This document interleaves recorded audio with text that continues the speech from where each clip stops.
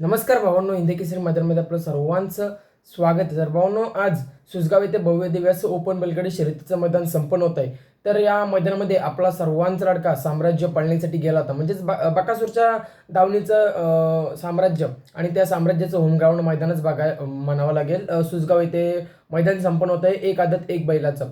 तर भावांनो, या मैदानामध्ये आपला साम्राज्य कोणत्या सेमीमध्ये पळेल आणि सेमीला लाईव्ह चालू होईल का, हे देखील तुम्हाला व्हिडिओच्या माध्यमातून सांगणार. व्हिडिओ शेवटपर्यंत बघा.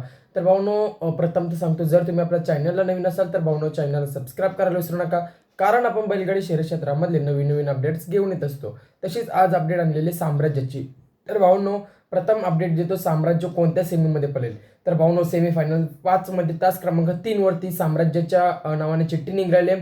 तर भावांनो, सेमीफायनल 5 मध्ये तास क्रमांक 3 वरती आपल्याला साम्राज्य पळताना दिसेल. व भावांनो, तुम्हाला पडलेला प्रश्न, लाईव्ह दिसेल का सेमीला. तर भावांनो, आज लाईव्ह होतं, परंतु आमिर डांगे पावसामुळे अडकलेले आहेत रस्ते, त्यामुळे आज लाईव्ह नाही बघायला मिळालं. आमिर डांगे या चॅनलवरती आज लाईव्ह होता, परंतु ते पावसामुळे अडकले, त्यामुळे लाईव्ह बघायला नाही मिळाला. तर भावांनो, सेमीला देखील लाईव्ह नसणार आहे आणि जी काय अपडेट असेल सेमीची, ती अपडेट आपल्या चॅनलवरती 100% येणारच आहे. जशी गटाची आपण गटपास व्हिडिओ टाकलेले तशीच अजून अपडेट आपल्या चॅनलवरती येईल. चॅनलला सबस्क्राईब करून ठेवा. भेटूया पुढच्या व्हिडिओमध्ये. धन्यवाद भाऊ.